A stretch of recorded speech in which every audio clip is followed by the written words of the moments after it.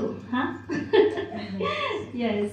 Ask Ms. Neetu that, from your perspective, how do women typically lead differently from men in times of crisis and high-stakes decisions? And why do those differences matter for organizational outcomes? We have many male leader here today. We do want to learn the insights from you. Thank you. Thank you, Sarah, and thank you everyone for being here. And I want to ask audience, how many genes are there in human genome? 30,000. And how much is the difference between male and female? None. It's only 1%. It's only 1%, but that 1% makes the entire difference. Another interesting fact, before we dive deep into the entrepreneurship and all, the male brain is how bigger than female brain? 9%. So male can be happy about it. But here the twist comes, because I'm a bit of feminist. So the number of neurons are more in female brain compared to male brain. So this means female brain is more organized than male brain. Really? Ladies, please, I need a clap on this one. So our brain is more compact. Now, before we understand that why the difference comes in our leadership style is that male is evolved 7 million years for status. They are out in the field hunting, and they have to fight the saber-toothed tiger. So they have to make quick decisions. Female, we are physically not that strong, so we don't go for hunting. And our strategy was to thrive together. That's why female are good in emotional intelligence. That's why female don't have facial hair, because we want to see each other's face to understand. Male have facial hair because they go out, so they have to hide their face and hide their expression. Why it comes to the leadership? When it comes to leadership, why it is important? Male leaders take quick decisions. They are, during the time of the crisis, they are ready to put everything at stake, and for their brain, 3 things are most important. Their status, what is the profit I am getting, so finances are strong, and the profit and the finance part is important, the risk part is important, and the status. Am I the boss of this room or not? If I am not the boss, I don't want to be in this room. At the same time, for female brain, the agreement is more important than anything else. So when it comes to enterprise risk management, the most important thing is that you have the combination of both male and female. Because if you're having only male, they'll venture into the new market without thinking twice. But the female will keep thinking and she'll not venture into the market. So that's the difference. We need to have balance of both the things. And the same thing holds for anything you take for the decision making. Like if we talk about negotiation, female will always look for agreement. Male brain will look for winning the argument.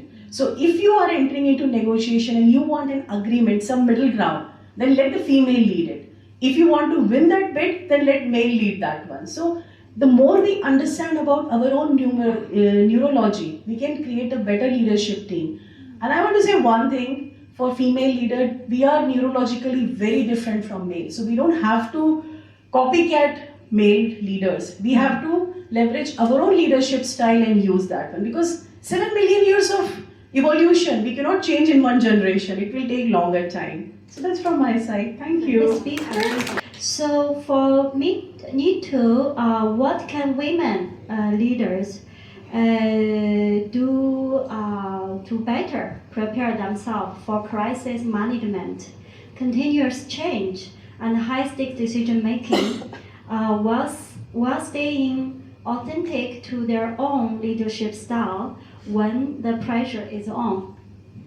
I love this question, and I want to answer in 3 simple phases. The first is this, from the childhood. How many of you have asked your parents, am I a good boy or am I a good girl? Just raise hand. Oh, how many? Okay. My daughter does horse riding, and she came to me, she did a very high jump, and she came to me and asked, Amma, I am a good girl. And my answer to her was that, no. You don't need a certificate from your mother to be a good girl, because today if you take certificate from your mother, tomorrow you'll ask certificate from your father, your friends, your boyfriend, your husband, your boss, your manager, your in-laws, your son. Everybody will keep trying to do. And if you're a big panda and somebody has a small box and you are trying to fit it in that box, so how many frames will you fit into in your life? So today onwards, you will not ask anybody ever that am I a good girl. You yourself tell I am a good girl and I am informing you that I am a good girl. That's it. So this is the phase one. Stop. We need to create brave girls. The problem is that we create brave boys and good girls. Now we have to change the narrative. We have no more good girls. We want to create brave girls. The second phase is when it comes to management. Women, there is a concept called as broken rung, and the broken rung means the 46% of women enter the workforce, but by the time they reach the senior management, it's hardly 28%, and only 9% female are CEO in this world, only 9%, and 28% are in the boardroom. Why this decline is there? Because the male gets more objective feedback from their manager and more positive feedback, and it's a Harvard Business Review research is there. Female gets more negative feedback and it's more subjective. So they don't have the data for it, it's all subjective information is given to them. And they don't get the opportunities. A big problem is it, which I have told in the interview also today morning. Lot of training is given. If you are business owner or CEO, please stop giving training to female and record it and post it everywhere with my name because HR hates me for that. Stop giving training, start giving opportunity. The problem is that we have overtrained female and undergiven the opportunity. They don't have opportunity, they just have the knowledge but no way to implement. So that's the second phase. And the third phase, ladies, self-awareness. You have to give freedom to yourself to make mistakes.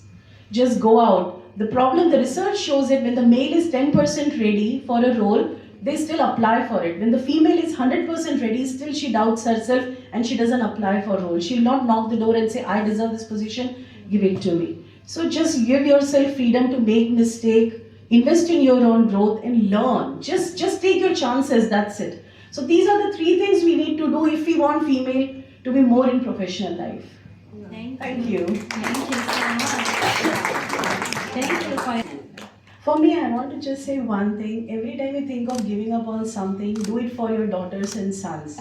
Because every time I think, okay, I can't do this. And I think, okay, I have to do this for her because if I don't talk about it, if I don't resolve this now, tomorrow she has to go through the same thing. Imagine if Catherine Switzer would not have run the first marathon. Women were not allowed before that, 1965. No woman would have run till date. Or if the Williams sisters would not have showed that after delivering a child, still you can win a Grand Slam. People would have thought it's not possible. So every time you feel that, yes, this is a time to give up. Or if the Rosa Parks would not have not given that seat and said, no, I'm not going to give this seat no matter what happens, we would not have to be talking about the inclusion. So every time you think, okay, it's too hard, I can't give, nobody's supporting me, I just want to give up.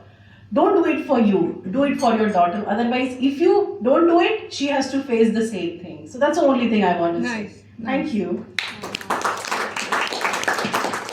Think about the Feminism is not getting into the boardroom. Feminism is having your voice. And what you said completely makes sense. If I want to be a stay-at-home mom and take care of my kids, I should have that right and I should be proud of it. Not like because I have seen anytime if we ask, okay, what do you do?